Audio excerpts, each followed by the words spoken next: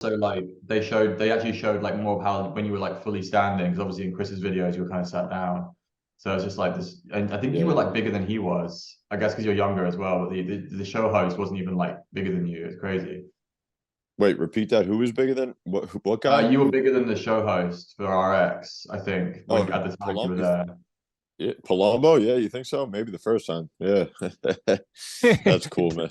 Dude, peak Scotty. Like you can see the pictures, like the fucking development he had. He was out there at elite levels of muscle mass, man, carrying like just 5, 10 times the amount of muscle that a human, like most men are Yeah, ever it's gonna crazy. even get close to accumulating, looking like a silverback gorilla with his That's why tattoos. when you look at me now, like I still have a pretty big frame, and then I guess since I put in all that work, I'm hyper receptive to like any little thing I do now. So Did you? even in that case, like similar to pickup, or I assume anything you really devote your life to for a certain period of time, no matter how extreme you take it, it's going to pay off. Like you always have it with you, it's part of it's like the fabric, Oh Did yeah. a you lot of ever? people Did think I'm you? like cheating. Like the casual lifter will sometimes like walk up to me and be like, "Yo, what are you doing for your shoulders?" And like hit me on the shoulders. I'm like, "Dude, I haven't trained. I've just once a week. That's it."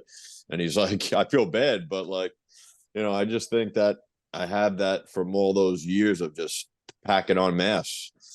Yeah, So they I say just got like to just basically maintain now." it takes like no effort to maintain compared to the effort to grow or something like that in terms of which that applies to like everything obviously, but like especially with muscle building. I think I listened to Hormozy say I think it was like it's like 1/8 of the workout you need to do to maintain muscle versus to grow it or something like that. Like 20% of the Yeah. effort, which is crazy. Like when you think about it. I knew there would be some sort of theory on there about that just because I'm like experiencing it right now and I'm like, damn, if it wasn't for all those years of like taking it to an absolute extreme, as opposed if I took the route of just being like a casual lifter, yeah, I had to go that extreme. But now I have the luxury of kind of just like, slacking off in the gym or just going once a week, twice a week. I can attest to the fact that Scotty is still a silverback gorilla. Hanging out with him a couple weeks ago, he's just fucking, he's just a huge human being. Um, As are you, and Ravi. As are oh, you, dude, I no, know. no, but like, I'm tall, but like I do not have like I have a big structure, but like you I have a need that wide muscle, chest. man. You have the wide chest structure. Yeah, your chest Yeah, is fucking massive, mate. Don't it downplay yourself. definitely it is. But like I need if you remember peak. I mean, I could pull these pictures up on the screen. Like if I show you peak Scotty, right? Did Like you step on stage ever, Scotty, when you were yeah, like he in did. really He was competing hardcore? in bodybuilding. As you know, Nice. Yeah, I did. you know this. This is the history of I GLL. did. I never saw any stage pictures or like posing pictures of Scotty back in the day. So like I I did. don't think Chris I'll put show them you on. some ones of. I did three bodybuilding shows, three competitive. I Nice. took first place. I took second place in the teen nationals, and then I did my first adult like men's show, and then I did like eighth or ninth place. Cause This Yeah, is you know this is that some like this is lore that I don't know about. competitive. This like Like, Scotty history that I didn't know about. It's crazy. oh yeah, yeah. dude, these are things I knew about like the bodybuilding competitions. I knew about like the extent of his physical development. I'm just gonna pull up a old picture right now, so I'm gonna share a screen just for a sec. I think it's because So now there's so many guys who work out and get to like elite level but would never step on stage. They're all like YouTube and can you guys see Instagram this? guys. Whereas I think No, back that's then, not. I think I didn't have tats when I was You can competing, bro. It see was you like can. I didn't have tats when I was competing, Oh, but you yeah, didn't have tats when you could be okay. So this is after that. Oh my yeah, goodness. yeah. I've already calmed down a little bit from Oh like my goodness. the These competitive era. Yeah. this is the era, man. so. Wait, That is there like inspired a generation. If you type in my name, Yeah, like chief, dude, Brian check this Harris, out. no, I was big, but that was still after, bro. I'm telling you, I was still much bigger at one point. My highest I ever was 260, 260 or something like that. I mean, it wasn't pure shredded, but I was like an off season weight. I was more like I had that power lifter look. My face was bloated, but that was Dave's prescription for me was that you had to like in the off season get as big as you possibly can type of thing. And cut down to like 212 or something. But Yo, yeah, from Ravi, 265 to 212 in a 12 in like I think the cutting period is like 12 weeks or something. Ravi, Google Brian Harris bodybuilding. I do think he comes up in Google image Oh, search. Yeah, yeah. But make sure you're like teen bodybuilding because I don't know if any of the adult ones are. They're all online somewhere. But yeah. Is it USA Muscle? Is that you? yeah, Unbelievable. yeah, US Ah, Muscle. USA you Muscle. Yeah, gotta that's the be one I found kidding. on Google Images. Ravi, you want to show the Yeah, screen? yeah, I'm going to. Dude, look, this is one of the amazing that people don't know these things. Like Scotty got to in many of the things that we as men do, he got to absolute elite. In some ways, he even got a lot beyond that. Yeah. Man, I was Holy one. fuck. I'm gonna pull this up. I can't believe this. Yeah, let I me was pull this one on place screen. away from actually getting flown out to Venice Beach with all the bodybuilders getting a sponsor and having like a spread in the in Flex magazine. Yeah, because if you won a show, did that mean you got a pro card for winning a show? Yeah. So did you have a pro card? No, I never Uh, got a pro card. I never got a Oh, pro okay. I card. thought if you win a show, you actually like win an official show, you get one. Okay, that's interesting. Maybe that's nowadays. Damn. you guys can see this. So I'm just going to see if I can. But they really make you like a different color, don't they?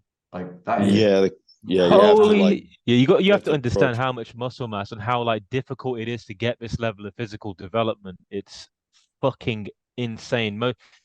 I don't currently in the community know someone who's got to this level in the physique. I don't know any human beings that Yeah, have obtained this level of muscle mass. It's complete elite level muscle mass, right?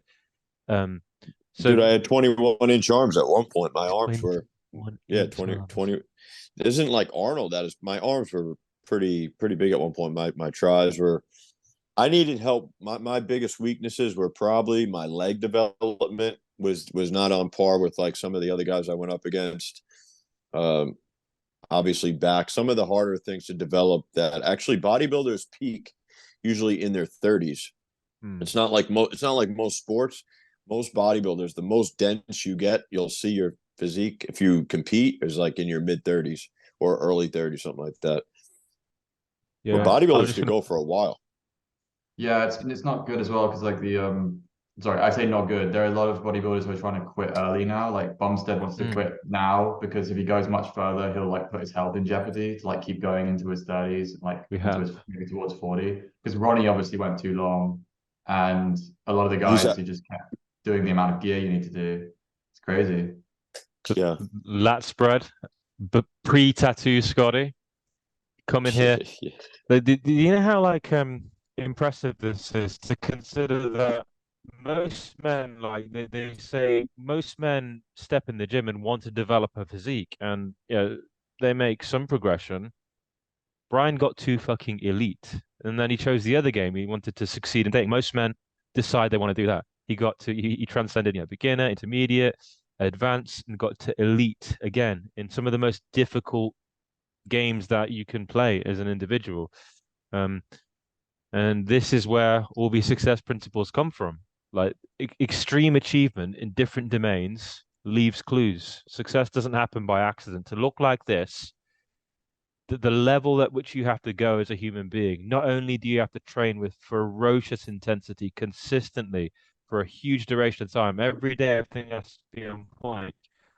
Like your nutrition, your diet, your rest, your execution of your lifts, like the depth of the game, the mindset, like staying with it. There's so much you can learn just by getting further on in one particular objective. What is really quite special about Scotty is he did it in two different domains, and the lessons that you gather from all that, um, you find ways to obtain success in life, and then we now have the opportunity to transmit this to people. But this is really useful context. Now we start the podcast to kind of help people understand because many people don't know this about Brian. He's too much of a underground figure in this regard. But those who Oh, are deep, Are we starting the podcast now, or is this the But podcast? that we started before. This is going to be part of context, but we can Okay. kind of I dive love into this. it This is now. good. This is like deep diving Scotty's. I didn't really know about the Yeah, I mean, bodybuilding era. So I knew obviously you had to have done it to get on RX and talk to Palumbo like that. Like he was like talking about it, but like I really don't think it was put up on the forum or when I was there or anything like that, that you were like basically pro bodybuilder level. That's pretty cool. not It close to, yeah, not pro, but there's levels to it. I was like, it's very hard to compete on the team national level. Like I knew I had a small window of opportunity to actually capitalize on possibly winning the teen nationals, because that's a big achievement in itself if you were the best teen bodybuilder on a national level. So there was probably like 50 competitors. I mean, and to take second was pretty impressive. And in that show, it just so happened that I think like four guys are now. One is a former Mr. Olympia, Brandon Curry. Oh my Oh There's some shit. goodness. other pro. He was on that show. The winner, Brandon Curry yeah, was the there. winner Yeah, of, we know. yeah, Brendan Curry. He won the Olympia. Like some of the Oh, guys out of Fuck. my class, and I think it was 2005 Teenage Nationals. There was a lot of pros to come out of that show. Had I just, stuck with it and went that path, you could see that there was potential there for sure. But it chose to these go a different direction, man. Yeah, and these are the things. Like again, the achievements in this sphere, yeah. And then looking at the dating achievements, like goodness, people talk about that stuff to this day. I talk about it with my friends. Remember when Scotty did this? Remember when Scotty did that? This whole generation of men were inspired by this. Um, but there's just so much excellence and effective practice here that we can now like begin to dive into, and it's because people like Brian wanted to live their truest human potential, but a community like Good Looking Loser came around, which is what we're going to talk about today.